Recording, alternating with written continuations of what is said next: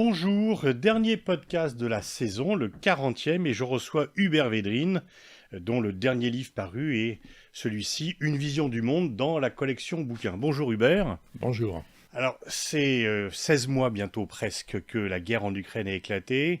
Il est à la fois trop tôt pour en tirer les leçons définitives, mais en même temps on voit qu'il y a des évolutions géopolitiques qui seront durables et qui ne concernent pas uniquement la Russie et l'Ukraine, mais finalement qui ont des répercussions mondiales. Est-ce que, en quelques lignes, tu pourrais voir quelles sont les conclusions, fussent-elles provisoires, que tu tires de ce conflit? Alors, je commencerai par dire que ce serait une erreur de penser que le monde fonctionnait bien avant, disons, et que la guerre change tout. Parce que déjà avant, il y a le bras de fer États-Unis-Chine. La Chine veut devenir numéro un, les États-Unis veulent l'en empêcher. Bon. Déjà avant, il y a depuis des décennies la perte du monopole de la puissance et de l'influence par les Occidentaux. Ce qu'on a vu se concrétiser dans les débats aux Nations Unies, quand 40 pays représentant les 2 tiers de l'humanité n'ont pas voulu trancher clairement. Déjà avant, il y a la gigantesque guerre dans tout l'Occident entre le wokisme et l'anti-wokisme.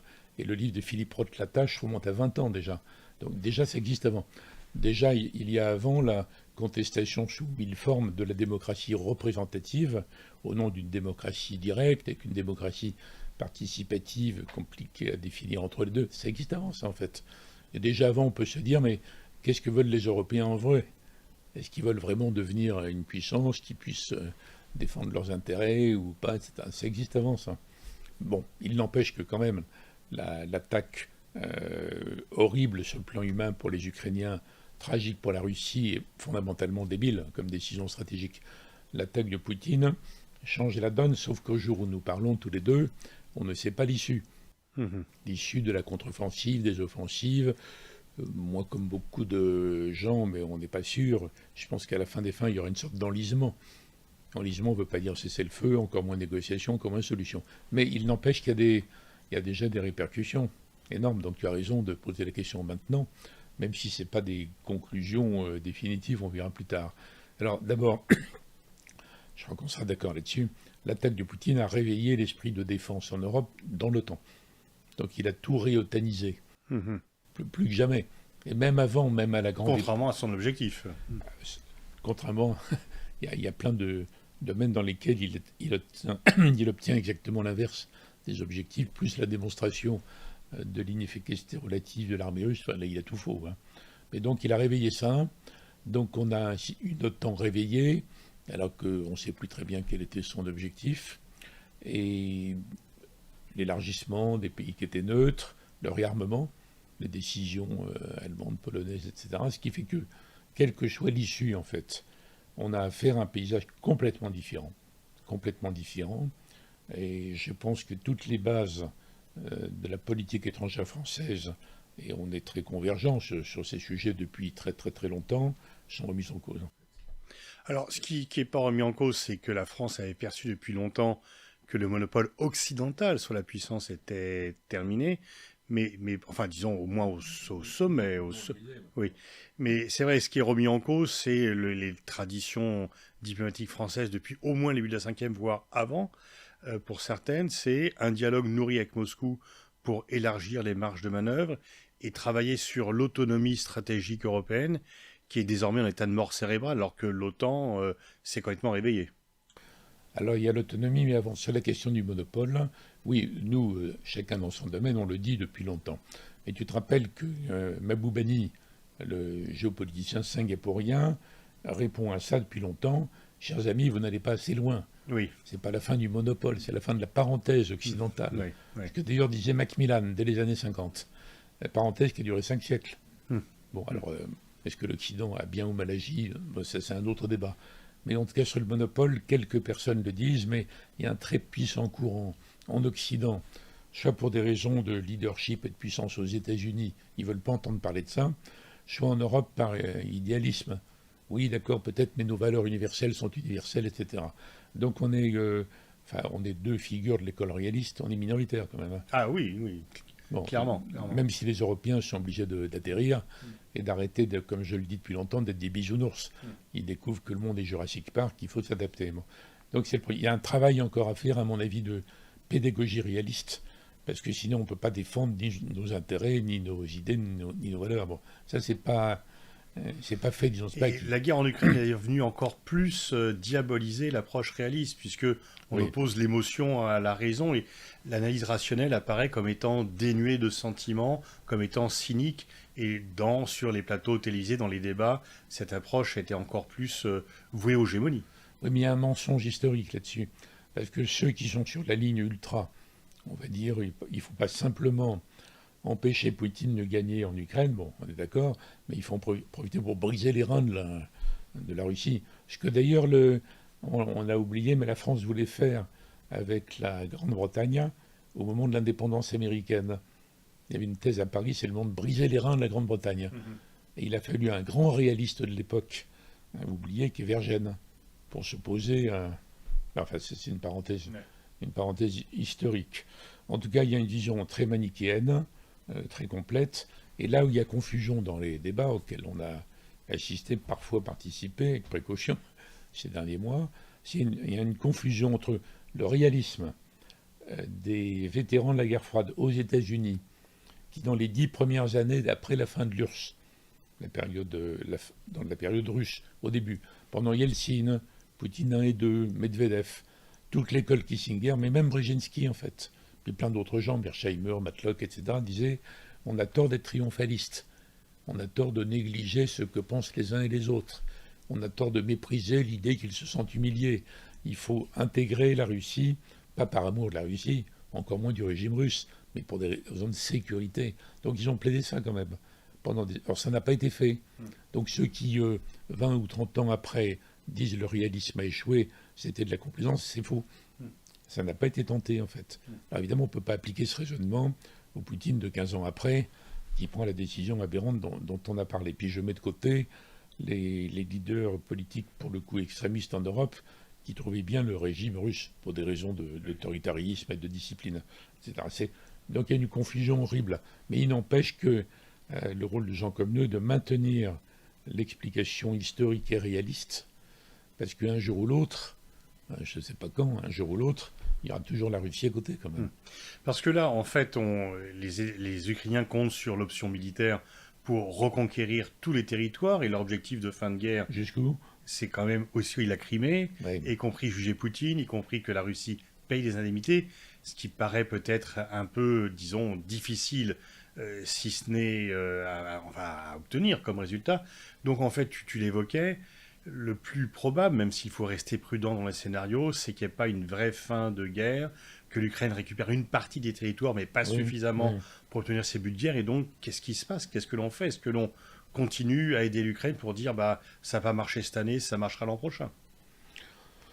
Ce que disait le général Milley, le chef d'état-major américain, ces derniers mois, en disant on les aide un maximum pour qu'ils abordent dans de bonnes conditions la négociation, dont les Ukrainiens disent ne pas vouloir. Parce que la négociation aujourd'hui, c'est entériner le fait que la Russie garde la Crimée et l'essentiel du Donbass. Bon, on verra.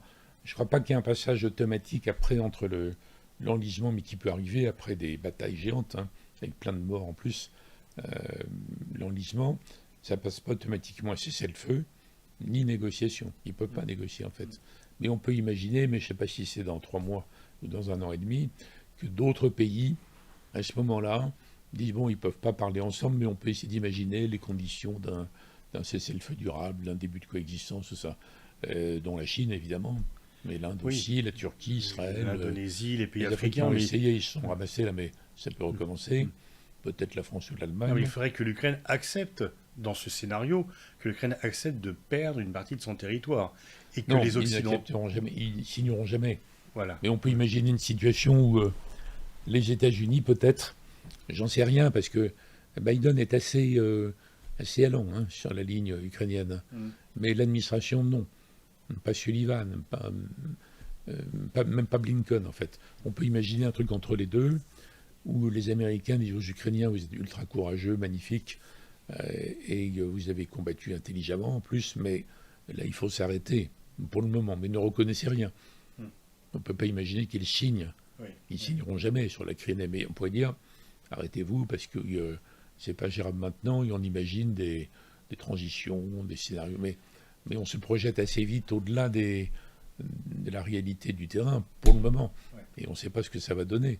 Mais la décision américaine de jusqu'où est-ce qu'on les soutient en vrai, il n'y a pas que les armes, il y a le guidage aussi, hein, elle va être déterminante. Surtout, il peut y avoir des changements à la tête des États-Unis d'ici 1 an et demi. Ce qui y aurait... C'est pour ça que les Ukrainiens sont très pressés, en fait. Oui. Et veulent engranger le maximum de soutien et de gains territoriaux. Alors, on l'a vu avec la médiation. Pour l'instant, les plans de paix, ils viennent du Sud. C'est la Chine, c'est le Brésil, c'est l'Indonésie, ce sont les pays africains. Bon, il y a le plan ukrainien, bien sûr. Mais on voit cette division depuis très longtemps. Tu dis que le monde occidental n'a plus le monopole de la puissance, qu'il faut un peu penser aux autres. Là, on a beaucoup parlé, beaucoup évoqué depuis le début de cette guerre, cette nouvelle division, The West versus The Rest. Quel est ton sentiment là-dessus? Alors, il y a la guerre des slogans, hein, parce que c'est pas vrai non plus. Mais The West versus... Oui, c'était pas faux comme formule quand il y avait l'arrogance américaine, l'arrogance olympienne. Donc après la victoire, on a gagné, les uns et les autres se sentent vaincus, humiliés, on s'en fiche en fait. Ça ne compte plus. Mais après, ça s'organise autrement. Maintenant, on a donc le tableau donné par l'Assemblée générale des Nations unies. Moins de 10 pays soutiennent la Russie, 140 la condamnent, et 40 ne veulent pas choisir. Pas par amour de la Russie, encore moins par Et le amour. vrai clivage, c'est ceux qui prennent des sanctions contre la Russie Oui, et ceux qui n'en prennent pas. voilà. Et là, on voit que la capacité de l'Occident à dominer, sanctionner, organiser, juger, elle est relative, en fait. Donc on voit bien qu'il y a un monde qui met... Des gens comme nous on le dit depuis très très longtemps, mais les esprits ne sont pas préparés à ça. Soit par instinct de puissance, soit par moralisme ou universalisme, etc. Donc c'est assez compliqué. Tu disais tout à l'heure autonomie, tu évoquais le terme d'autonomie. Il est clair que aujourd'hui les Européens, on en a la confirmation au carré, ne veulent pas d'autonomie. Parce qu'ils comprennent le mot autonomie pas comme nous, autonomie dans l'Alliance. Mais les autres, ils disent non, autonomie, ça veut dire coupure. Et on ne va pas se couper des États-Unis, surtout pas en allemand, le mot est encore plus net. Donc en ce moment, hein, il n'y a aucune base pour le discours 5e République, voire même avant, tu disais, le discours gaulliste devenu global avec Mitterrand, gaulo-mitterrandien. Il n'y a aucune base. Aucun Européen ne soutient ça. Mais qu'est-ce qu'on va faire? Donc il faut faire attention, parce que quand on a la position que nous avons, il ne faut pas la défendre de façon rigide, parce que ça ne fonctionne plus. Il faut peut-être être très, très innovant, très inventif, très, très ouvert. On ne peut pas se laisser isoler face à un bloc Amérique, OTAN, Pologne, pays baltes, Europe de l'Est, si l'Allemagne est de ce côté. Donc il faut être prêt à tout à fait disruptif en termes diplomatiques. Tu dis d'ailleurs, puisque tu parles de l'Allemagne depuis longtemps, qu'il n'y a plus de couple franco-allemand, on voit que les sujets de divergence entre Paris et Berlin sont de plus en plus nombreux. Visibles. Et visibles et assumés. Et assumés. Et que donc, est-ce qu'on a nourri des illusions excessives à l'égard de l'Allemagne? Non. Tant que, avant la réunification, c'était très intelligent. De Gaulle, Adenauer, Giscard, Schmitt, Mitterrand, Kohl, il n'y a rien à redire. Depuis, ouais. C'était très, très, très justifié et très utile. Ça a permis de gérer très intelligemment et utilement la fin de l'URSS et la réunification. Après, oui, je crois qu'il y a eu un décalage entre l'Allemagne. Moi, j'ai connu Kohl, enfin tout le monde avant, mais Kohl, puis Schröder, qui ne parlait jamais du couple franco-allemand. Le couple, c'est un mot chaleureux, normalement. Enfin, à l'époque moderne, on ne sait pas, c'est peut-être le lieu de bagarre numéro 1. Bon, en tout cas, c'est empli dans un sens chaleureux. Schröder, non. Madame Merkel, uniquement quand elle venait à Paris. Et donc, les élites françaises, tous les pro-européens, majoritaires, centre-gauche, centre-droit, qui ont répété comme dans un moulin à prière pendant 15 ans, il faut relancer le couple franco-allemand pour relancer l'intégration européenne qui irrite de plus en plus les Européens. C'était idiot, complètement décalé. En plus, ça coïncidait avec le décrochage français industriel que Nicolas Dufourcq a mis en évidence dans ses livres remarquables. Donc là, on sait quand même, on a rêvé éveillé, et il faut abandonner l'idée qu'au nom du couple, l'Allemagne va nous faire des cadeaux. Et on s'est gouré en pensant que le fait d'être dans l'euro nous différenciait de tout effort. Effort de travail, de productivité, d'investissement, etc., etc. Donc il faut redresser ce pays si on veut que l'Allemagne nous prenne en compte. Mais là, on n'est pas là encore. On voit bien que les plans de Scholz sur la La défense sur l'Europe, la défense antiaérienne, Oui, se passe de la France. c'est que des plans allemands. Et d'une Europe à 36, 37, on serait un peu noyé avec un vote à la majorité où l'Allemagne pourrait plus facilement obtenir une majorité. C'est là où tous nos fondamentaux sont quand même. Il faut réfléchir parce que Mm. on va avoir une Europe élargie, forcément. Un OTAN élargi, renforcé, dynamisé, un mélange des deux. Donc on ne peut pas dire avec le couple franco-allemand, on va imposer des idées à la française. Mm. Mm. Donc il faut être beaucoup plus disponible. Mm. Il faut être prêt, dans certains cas, je le dis à regret, mais techniquement, à dire momentanément et apparemment le contraire de ce qu'on disait avant, si c'est le prix à payer pour des coalitions qui vont fonctionner. Et l'idée, c'est de recréer un rapport de force dans le système européen, où naturellement, à la fin des fins, on se met d'accord avec les Allemands, mais pas sur la base d'un abandon de nos positions parce qu'on aurait été chimérique. Mm. Donc sur une base reconstruite. Mm. Donc on entre dans une, je ne vais pas dire guerre, mais vous voyez, tu vois, Un bras de fer au moins. avec beaucoup de mouvements, Mm. beaucoup de mouvements. Revenons aux États-Unis. Mais ça n'a rien à voir avec. Il faut que les gens réfléchissent là-dessus. Mm. Ça n'a rien à voir avec, y compris le Quai d'Orsay. Mm. Il faut que tu réfléchisses. Ça n'a rien à voir avec les fondamentaux de... répétés depuis Ouais. très très longtemps. Revenons aux États-Unis. Tu disais qu'il y a un désir d'OTAN, que l'autonomie est vue comme une opposition aux États-Unis à tort, mais elle est vue comme cela par les pays européens. Est-ce que tu n'as pas le sentiment qu'il y a une sorte de double mouvement où les États-Unis, depuis le début de la guerre en Ukraine, et un peu plus longtemps, parce que la guerre en Ukraine, en fait, accélère ou amplifie des mouvements qui préexistaient, est-ce que tu n'as pas le sentiment que les États-Unis ont renforcé leur présence et leur influence en Europe, mais que dans le reste du monde, elle diminue? Et ça rejoint un peu ce débat The West versus the Rest. Il y a une sorte d'influence additionnelle américaine en Europe du fait de la guerre. On doit être protégé par les Américains. Et dans le reste du monde, le Brésil les envoie balader, l'Arabie Saoudite en fait de même. Et ils n'ont plus... voilà, il y a beaucoup d'autonomie. C'est fini le pacte du Quincy, c'est fini la doctrine Monroe. Alors ça dépend où en fait. Parce qu'en Europe, oui, à cause de Poutine et à la demande des Européens, les Américains sont obligés de se réengager massivement. Et ça représente beaucoup d'avantages annexes pour eux, même s'ils n'ont pas organisé les choses comme ça, dont celui notamment le fait de vendre du GLN, du gaz naturel liquéfié, qui vient des schistes bitumineux. C'est le pire. En termes de plus protection de comme le CO2. l'environnement. C'est bien pire que le gaz russe. Enfin bon, c'est comme ça. Donc ils reviennent. Au Moyen-Orient, ça fait assez longtemps depuis Obama en fait. Depuis qu'Obama a laissé tomber Moubarak. Donc les gens du Moyen-Orient, ils se disent, oh là là, on ne peut plus compter automatiquement sur les Américains. Ça, plus la menace iranienne, ça va peut-être évoluer, ça donnait les bases de l'accord de base entre Israël et les pays arabes, au début, entre les services de sécurité, et maintenant plus largement, la fameuse alliance d'Abraham. Mais si la relation Arabie-Iran, avec l'encouragement de la Chine, est modérée, ça va affaiblir l'alliance d'Abraham. Sauf si les Saoudiens disent on rejoint le mouvement à condition qu'il y ait quand même un minimum de solutions pour les Palestiniens. Ils n'ont pas le chemin. L'Arabie peut dire quelque chose, mais il faut quand même rappeler que les Arabes s'en fichaient. Hein. Ils ont quand même été totalement absents dans cette affaire qui était portée par la France seule pendant longtemps et maintenant par plus personne, en réalité. Donc c'est vrai ce que tu dis sur les États-Unis au Moyen-Orient. C'est pas vrai en Asie. Hein. En Asie, il y a le pivot d'Obama, la guerre commerciale de Trump, la guerre technologique de Biden. Et alors, je ne sais pas s'ils croient à un affrontement militaire sur Taïwan, c'est pas sûr, mais en tout cas, ils veulent contrer l'influence chinoise. Et d'ailleurs, on a le même phénomène qu'en Europe. Les Philippines et d'autres pays demandent aux Américains d'être plus présents, de réinvestir, de re-signer des accords. Donc, non, ils ne sont pas du tout en train de se désinvestir de l'Asie. Et puis, tu as l'Alliance AUKUS, tu as le Quad, tu as plein de choses. Donc, c'est pas général. Mais l'idée que au global, quand même, au global. Moyen-Orient, oui. Europe, non. Asie, non. Et Afrique, ça dépend, c'est très disputé. Mais le reste du monde intègre l'idée que précisément, oui, même les États-Unis, même la fameuse hyperpuissance, n'est plus maîtresse de tout. Alors, donc ça donne des marges de manœuvre et ça donne plein de pays comme la Turquie qui font du chougolisme.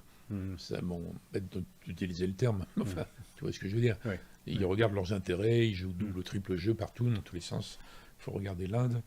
Oui, en ce sens, les États-Unis ne sont plus les maîtres comme ils ont été de la moitié du monde en 1945. Ils ont cru du monde entier dans la décennie 90.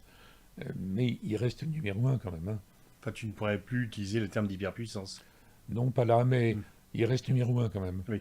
Donc en termes économiques, ils gardent une puissance de création de richesses, d'innovation, d'invention. Ils peuvent embêter sérieusement la Chine. Alors, dans ce c'est ça qu'ils ne peuvent pas se découpler complètement. Tu vois. Non, parce qu'il y a trop d'intérêts économiques entre eux. Dans ce duel Chine-États-Unis, est-ce que la poursuite de la guerre, à terme, finalement, a permis aux États-Unis de se renforcer en Europe, mais sur le plus long terme, est-ce que on les a obligés à réinvestir en Europe plutôt. Ils n'avaient pas le but de se renforcer. D'accord. Biden voulait laisser Poutine in the box et être peinard pour mener sa politique chinoise. Mais en tous les cas, l'effet, c'est que... L'effet qu'ils sont obligés de... Par rapport au reste du monde, est-ce que du coup la prolongation de la guerre ne va pas jouer en faveur de la Chine, qui peut aller en Afrique notamment, mais aussi dans d'autres continents, dire écoutez, nous on est pour la paix, on a proposé un plan qui est refusé, et c'est ce qu'ils font d'ailleurs, ils disent c'est à cause des Américains si la guerre continue, parce qu'ils livrent des armes, s'ils arrêtaient de livrer des armes, la guerre s'arrêterait. Donc est-ce que la poursuite de la guerre, si on double ce clivage Chine-États-Unis et The West versus the Rest, ne permet pas à la Chine de renforcer ses positions? Alors globalement, elle va renforcer ses positions. Et on voit bien qu'elle nous envoie le signal qu'elle a maintenant une politique étrangère globale. Ce qu'elle a fait entre Arabie et Iran, par exemple. Il ne faut pas oublier non plus qu'elle avait pris le relais Elle présidait la COP biodiversité, qui a lieu finalement au Canada. Elle a eu une présidente très efficace, très bonne. Elle a fait du multilatéralisme intelligent. Mais comme nous, on voit les choses comme la dictature de si, ça n'a pas été relevé. Et alors après, sur l'Ukraine, ils tâtent le terrain. À mon avis, il n'y a rien qui indique qu'ils ont encouragé Poutine. Il n'y a rien qui indique qu'ils trouvent intelligent la guerre. On a l'impression qu'ils ne voudraient pas que ça aille trop loin. Alors de là, jouer un rôle plus précis, sur la base du plan qu'ils ont fait, que les Occidentaux ont eu tout à fait tort de balayer du jour au lendemain, parce que la Chine ne disait pas « je suis pour la Russie », point. Ils ont dit « on a notre propre plan ». Donc en effet, je n'exclus pas qu'à un moment donné, ils ne vont pas se précipiter non plus, hein, parce que vouloir jouer un rôle mondial, c'est avoir des emmerdements partout aussi. Hein. Alors, ils aiment bien avancer comme ça. Mais est-ce que cette guerre ne leur permet pas d'alimenter leur plaidoyer par rapport au reste du monde, par rapport notamment aux pays africains? Oui, bien sûr. C'est pas un plaidoyer, c'est une propagande, une com. Oui, ça l'alimente. Et d'ailleurs, il y a une bataille maintenant entre les Chinois et les Occidentaux, avec l'Inde qui est centrale, sur... vous voyez qu'on a raison de vouloir bâtir, ça c'est les Chinois, un monde post-occidental. Ils le disent pas depuis 6 mois, hein. Ils le disent depuis 15 ans. Alors l'Inde, justement, qui cherchait l'alliance avec les États-Unis, a montré qu'elle jouait son propre scénario et qu'elle est bien sûr en rivalité avec la Chine, mais du coup elle ne veut pas condamner la Russie. Mais elle est dans le groupe de Shanghai aussi. Voilà. Elle fait du gaullisme. Hein. Enfin, du gaullisme, encore une fois. Du nationalisme. Je m'excuse par rapport à ceux que ça peut heurter. C'est une sorte de intérêts nationaux, quoi. Voilà. India first. China first. Est-ce que c'est pas ça la recomposition? Tout le monde est comme ça, sauf l'Europe. Hein. Voilà. Est-ce que c'est pas ça la recomposition, avec non pas des alliances fixes, sauf effectivement l'OTAN, mais des alliances mouvantes où finalement, selon les sujets, on fait jouer les intérêts? Oui, d'ailleurs, il parle de multi-alignement. Donc ça veut dire mais Erdogan est comme ça, hein. Erdogan. Alors, mais à quoi ça conduit? Ça ne conduit pas à un système de nouvelle alliance fixe, en effet. Alors, il y a des fondamentaux. L'Inde ne veut pas être dans le camp occidental, ne veut pas dépendre uniquement de la Russie, est d'accord jusqu'à un certain point avec les Chinois pour parler d'un monde post-occidental, mais en ayant les meilleurs rapports possibles, quand même, avec l'Europe et les États-Unis, et après ça dépend des sujets. Donc c'est compliqué à analyser, parce que la plupart des grilles de lecture sont quand même partielles par rapport à ça. On sait que c'est un grand moment pour les géopoliticiens, et pour les gens dont l'esprit n'est pas aveuglé par des visions binaires, manichéennes, simplistes, idéologiques, etc. Tu alertes depuis longtemps sur le fait que les questions climatiques sont des questions stratégiques, géopolitiques. Est-ce qu'il n'est pas frappant de voir comment on a pu se mobiliser pour trouver des moyens pour renforcer les politiques militaires et comment on a du mal à trouver les moyens pour lutter contre la dégradation climatique? Je ne compare pas les deux. D'ailleurs, avant d'avoir une répercussion géopolitique, ça fait longtemps que je dis, je l'ai écrit il y a maintenant plus de 10 ans, hein, que le risque écologique est le risque numéro un, avant tous les risques de sécurité. Il ne s'agit pas de la planète, il s'agit de la vie sur la planète. Donc si on en est à se dire, mais est-ce que la planète est habitable à 3-4 générations de distance, c'est monstrueux. C'est tellement monstrueux que la plupart des gens ne veulent pas y croire, s'accrochent au déni, pensent à autre chose, quoi, à leur vie quotidienne. Donc ça a des répercussions sur tout, l'économie, les investissements, etc., etc. Mais la différence n'est pas dans le financement. La différence, elle est dans les innovations. Parce que les gens, les populations, qui râlent tout le temps, qui contestent la démocratie classique, mais ils sont prêts à bouger s'ils ont une solution de remplacement.